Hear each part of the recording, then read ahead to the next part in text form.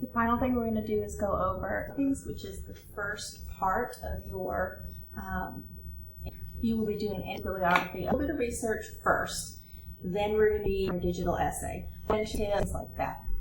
First thing is, as a genre, the purpose is to gather and present information about useful sources on a given issue. So it looks like, again, a works cited page. You just have bibliography, bibliographic citations, but then with each one you have a paragraph of information about that source. Usually it's present tense, usually it's very objective in tone, usually in terms of what it includes the main point, information about credibility and usefulness, maybe it's a little summary, and sometimes for classes, your professor might ask you to include a reflection. What you're going to include is a bibliographic citation, a summary, which includes the main point and summary details, usefulness, so what it contributes to the conversation, and then credibility, author expertise, potential author bias, if it's relevant, if there's no author, relevant publisher information, things like that. For each source, you're going to provide a bibliographic citation, access to the source, and approximately 125 words. So I would say anywhere between 100 and 150 words, so around 125 is your average. Your annotation should include answers to these types of questions. What is the source about? So main points, and then details that break down how the writer accomplishes that main goal. How does it fit or contribute to the bigger conversation? And who is behind it and why? So we're going to start with your summaries. So that first part of the annotation, you need a strong first sentence that introduces the source using specific information. It mentions the author, genre, title, things like that, and presents the main point or goal. Try not to use the term source because it's vague. It doesn't tell us if it's a book, a documentary, a blog, a news article, book chapter, that kind of thing. And you want to offer specific information about that source. You want that first sentence to pack a lot of punch about what the main point is and what the source is. You want to stay focused, so you want to keep it down to what is the main point, the thesis statement, and what are the actual main points. So conciseness is not about saying less or cutting out necessary details or being less developed. Conciseness is about careful language choice and staying focused, choosing the most relevant things to say and saying them clearly in as few words as possible. So you want to make sure you're being very concise, but you're getting in those necessary details, and you're staying in present tense. The author says, the article states, that kind of stuff.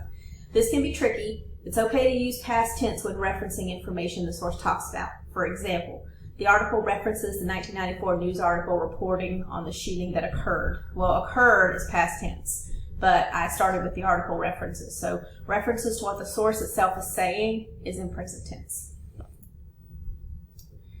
Paraphrases to show understanding. Paraphrasing, putting things in your own words, that shows understanding. Over-relying on lots of quotes to do it for you doesn't necessarily show understanding. So part of what we're doing is putting things in your own words and staying objective. We're not constructing an argument with this document. Everything should be objective. The reader should not be able to discern your opinion on the issue. So we're going to do things like use signal phrases, which I'll talk more about in a second. According to the author, many supporters maintain, the article states, the study concludes, that kind of stuff in your summary details specifically. Avoid evaluative terms to describe points, evaluative adjectives, things like this article does a remarkable job, or this source does a poor job, things like that. Sorry, I got another one of these popping up.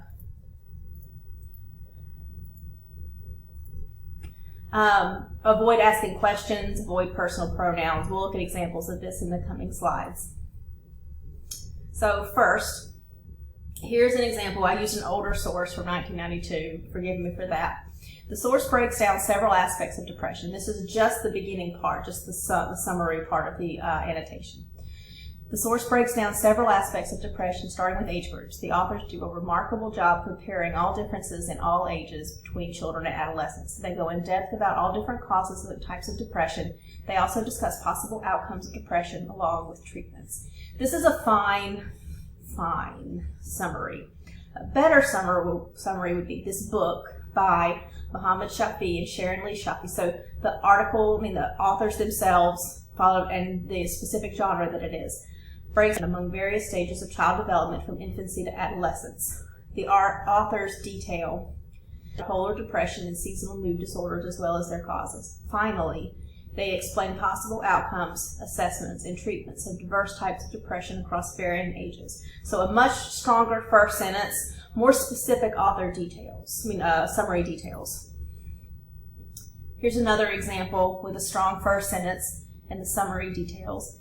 In this article, Nestor Lopez Duran discusses a 2009 longitudinal study examining, we know it's an article, we know who the author is, we know it's a 2009 longitudinal study, and we know what it was looking at. Okay. Lopez Duran states that findings point to bullying as having different levels of consequences for his victims. He notes that study results experience psychotic disorder likely have a history of victimization, and that being bullied during childhood doubles the risk of developing psychotic symptoms.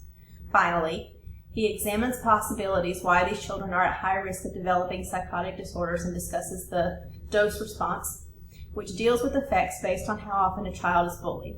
So very strong summary details using those author signals. Lopez Duran states, he notes, he examines. Very objective, strong first sentence.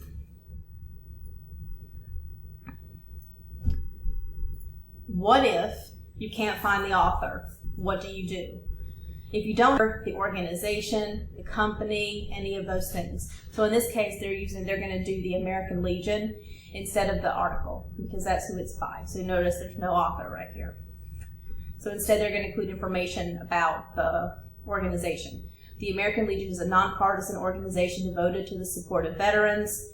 It is a well-known organization that has been up and helping our veterans and servicemen and women since 1919. So we have both here. We have the inclusion of, they still included the organization in that first sentence, even though there was no author, included who they are and a little bit about what they do. So that's what you do if you have no author.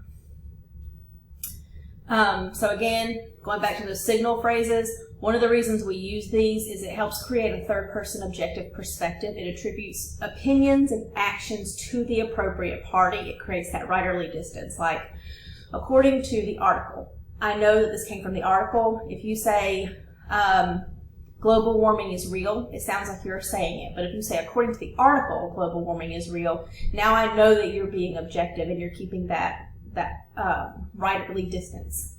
It also makes distinctions between the writer and the source clear. I know this is coming from this source or this study. I know exactly who to attribute this opinion to. It's very helpful in summary details, and it's an expectation in academic writing. So again, Nestor Lopez Duran discusses, Lopez Duran states, he notes, he examines. So putting one of these at the beginning of each of those summary detail sentences, they even do it in the first sentence. Okay, next point you're going to do is the contribution to the conversation. So questions to ask yourself about how a source fits into the conversation or helps you answer your guiding research question. Is this research specifically strong and credible because it's from a scholar? So is it a peer-reviewed article from a scholar? Does it represent a loud voice or perspective, even if there's some bias, like a popular documentary? Is it foundational? So is it like, for instance, when we're talking about do vaccines cause autism, there was a foundational study in 1999 that caused this conversation to begin, that kind of sparked this debate. So you would want to include that study because it's foundational. Is it older, but it's necessary to provide background on the issue? Does it offer primary testimonies or firsthand accounts? Does it explore a new theory or a new solution that readers might need to know and may not be aware of? Does it explore a particular perspective or set of concerns readers need to understand? So basically, what does this do? How does it add something to the conversation? Remember, avoid adding your own opinion about the issue itself or discussing how you plan to use it in the paper.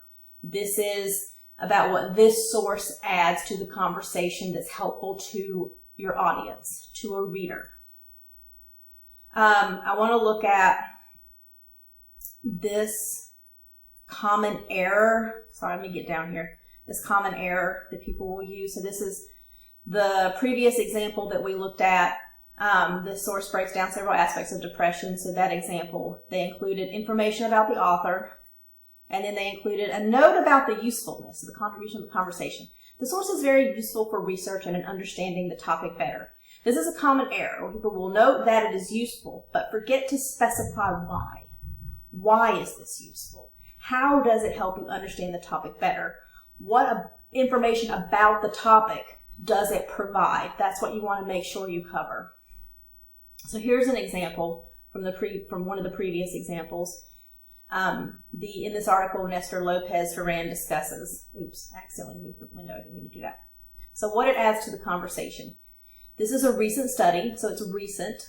It was recent at the time. And this presentation of possibilities and symptoms aids in understanding how effects could be interrelated and mutually causational. So we know, again, what specifically this adds to the conversation. And here's an example of a common error. I believe this will be helpful because this article has an enormous amount of information that I can use for my research paper. Again, your reader doesn't care how you plan to use it individually, only how they can use it. Some of the information I could use would be possible regulations, trends and developments, dominant business models, and relevant stakeholders. I think it's okay to use this article due to it coming from an institute that specializes in management.